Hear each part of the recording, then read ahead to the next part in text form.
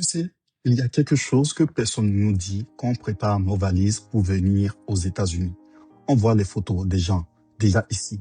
On voit les belles voitures, les grands appartements, les selfies devant les malls. Et on se dit que la vie ici doit être douce. Mais la vérité, c'est que beaucoup d'immigrés africains gâchent leurs premières années aux États-Unis. Et ce n'est pas parce qu'ils sont bêtes, d'hommes ou quoi que ce soit. Ce n'est pas parce qu'ils sont paresseux. C'est parce qu'on arrive ici avec une mentalité qui ne nous aide pas. Je t'explique. On arrive avec une façon de penser africaine dans un système qui n'a rien d'africain. C'est comme essayer de jouer au football avec les règles du basketball. Tu vas courir, tu vas transpirer, tu vas faire des efforts, mais tu vas perdre à la fin de la journée parce que tu ne joues pas le bon jeu. Quand les Africains arrivent ici, la première erreur qu'ils font, c'est de vouloir impressionner les gens restés au pays ou bien les gens ici. Je ne sais pas pourquoi, mais il y a une pression invisible. On veut montrer au pays que la vie est belle ici. On veut montrer qu'on a réussi. Cette vidéo n'a rien à voir avec ce que tu as déjà entendu. On veut prouver quelque chose à des gens qui, en réalité, ne payent pas nos factures. Et tu vas voir quelqu'un qui vient d'avoir son premier petit salaire de 1200 $ par mois courir pour aller prendre une voiture à 400 $ par mois. Mon frère, ma sœur, quel est le plan? Tu viens d'arriver, tu ne connais même pas encore comment fonctionnent les taxes, les impôts. Tu ne sais pas ce que c'est. Tu ne sais pas ce que c'est que le crédit score. Tu ne sais pas comment économiser. Mais tu veux déjà rouler comme les Américains qui sont nés ici. And they don't even know better. Et c'est comme ça que beaucoup tombent dans la dette en moins de 6 mois. Après, tu entends les gens dire que l'Amérique est dure. Non, ce n'est pas l'Amérique qui est dure. C'est toi qui n'as pas compris comment commencer, comment fonctionne le système. Les premières années aux États-Unis sont cruciales. Les premières années aux États-Unis ne sont pas faites pour impressionner. Elles sont faites pour observer, comprendre, s'adapter. Parce que c'est un autre milieu, c'est un autre game, c'est un autre mindset. Les Américains appellent ça l'adaptation économique. Nous, on devrait appeler ça la période de silence. La période où tu travailles beaucoup, tu dépenses peu, tu apprends le système, tu prépares ton futur. Mais au lieu de ça, on se met dans des dépenses inutiles. On veut vivre seul alors qu'on pourrait économiser en vivant en colocation pour 1 an ou 2. Ça ne tue pas. On veut acheter une voiture trop chère alors qu'une voiture de 2000, 2500 $ peut faire parfaitement l'affaire au début. On veut acheter des vêtements de marque alors qu'on n'a même pas encore un compte épargne.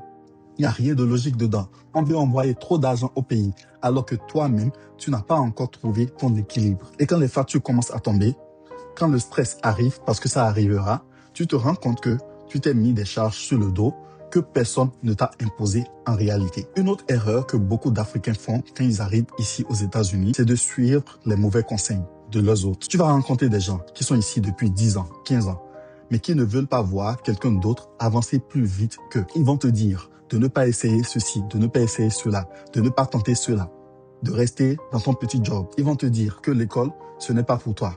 Ça coûte cher, ainsi de suite. Que l'armée, le militaire, c'est dangereux. Que le crédit, c'est mauvais. Mais ils ne vont pas entrer dans les détails pour te dire pourquoi. Franchement, si tu écoutes les mauvaises personnes, tu vas perdre des années précieuses. Parce que le secret aux États-Unis, c'est l'information et l'action. Celui qui a l'information avance. Celui qui ne l'a pas tourne en rond. Et malheureusement, beaucoup d'Africains sont entourés de gens qui ne veulent pas vraiment leur donner les bons conseils ou bien parce qu'eux-mêmes, ils ne connaissent pas les conseils. Pas parce qu'ils sont méchants, mais parce qu'ils ne savent pas faire mieux. Tu ne peux pas recevoir des conseils de quelqu'un qui n'a jamais avancé. C'est comme demander à quelqu'un qui ne sait pas nager de t'apprendre la natation. On ne reçoit pas de critiques constructives de quelqu'un qui n'a rien construit. Les premières années aux États-Unis devraient être utilisées pour te construire, pour apprendre un métier, pour trouver un chemin, pour stabiliser ta vie et celle de ta famille. Beaucoup d'Africains viennent ici et restent 10 ans dans des petits travaux, mal payés, alors qu'avec la bonne stratégie, en 2 ou 3 ans, tu peux complètement transformer ta situation. Il y a les opportunités, mais ça demande de la discipline. Ça demande de mettre l'ego de côté. Ça demande de reconnaître que tu dois commencer petit pour finir grand. Les États-Unis n'aiment pas les gens pressés. L'Amérique récompense les gens stratégiques. Tu peux être lent et être stratégique et arriver là où tu veux arriver. Il y a aussi le problème du mental. Tu arrives ici avec une énergie africaine. Tu crois que si tu travailles dur, tu vas réussir. Mais ici, travailler dur ne suffit pas. Tu vas voir des gens qui travaillent 2 emplois, 3 emplois, qui rentrent tard, qui sont toujours fatigués et qui pourtant n'ont pas de maison, n'ont pas d'économie, n'ont pas de plan. Ils n'ont pas de plan de vie. Aux États-Unis, ce n'est pas seulement le travail qui te construit, c'est la stratégie, c'est ton budget, c'est tes décisions, c'est ta capacité à éviter les pièges que le système met devant toi. C'est ce que tu fais avec ton argent, pas combien tu gagnes. Beaucoup d'Africains travaillent fort ici, on le sait tous, à New York, Chicago, ainsi de suite, mais vivent comme des Américains qui gagnent 3 fois leur salaire. Résultat, ils restent bloqués. L'une des plus grandes erreurs que les nouveaux immigrés africains font aussi, c'est de ne pas utiliser les opportunités gratuites du pays. Les États-Unis, ce n'est pas seulement McDonald's, Uber et un petit travail dans un entrepôt. Ici, il y a des programmes gratuits pour apprendre un métier. Il y a des aides pour retourner à l'école. Il y a des formations de santé, de technologie, de logistique. Tu peux commencer petit et finir dans un poste à 70 000 ou 100 000 $ l'année. Mais beaucoup ne savent pas ça. Ils arrivent, prennent un petit job et restent accrochés à ça comme si c'était la seule option. On a tous fait des petits jobs, mais c'est pas là qu'il faut s'arrêter. Il faut réfléchir long terme. Et quand tu leur parles d'autres possibilités, ils disent toujours la même chose. Je n'ai pas le temps. Mais tu sais pourquoi tu n'as pas le temps? Parce que tu t'es mis dans des dépenses qui t'obligent à travailler comme un fou. Tu travailles tellement que tu es fatigué, tu n'arrives plus à réfléchir. Tu ne peux même plus penser. Tu ne peux même plus planifier. Tu ne peux même plus respirer. Il y a aussi quelque chose que je dois dire. Beaucoup d'Africains arrivent ici aux États-Unis avec la mentalité du pays. On veut avoir de l'argent au bled pour montrer qu'on est devenu quelqu'un. On veut envoyer de l'argent au bled pour montrer qu'on est devenu quelqu'un. On veut assumer des responsabilités qu'on ne peut pas encore assumer. Tu vois quelqu'un qui gagne 2 000 $ le mois, mais tous les mois, il envoie 800 $ au pays. C'est bien d'aider la famille, c'est normal même.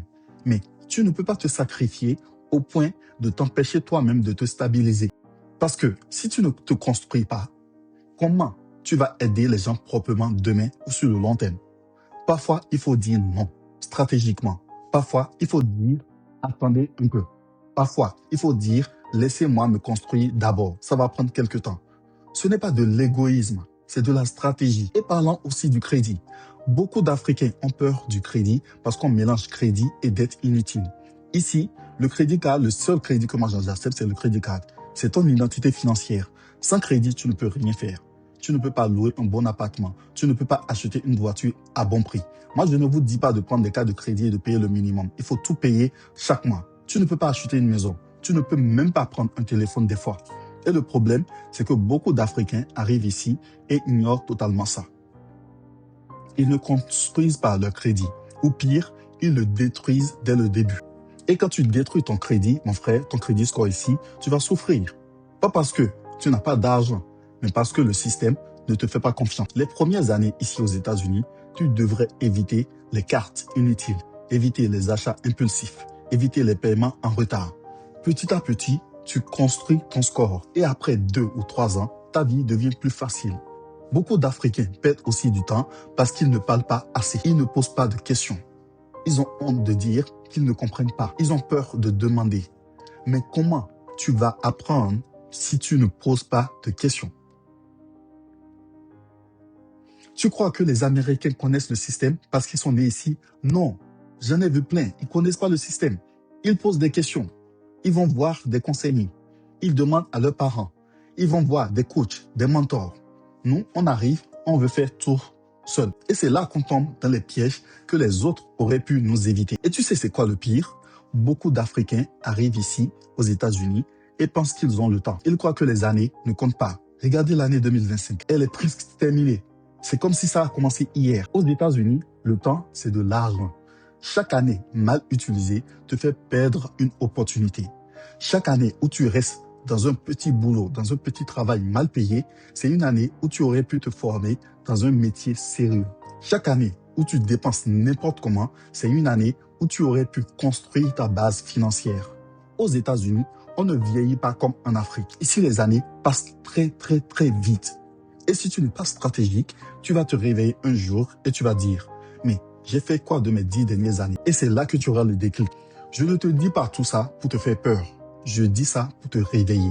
Ouvre les yeux. réfléchis logiquement. Parce que ce pays a trop d'opportunités pour que tu viennes ici souffrir comme si tu étais au village. Mais pour réussir ici aux États-Unis, il faut être calme, il faut être patient, il faut être stratégique.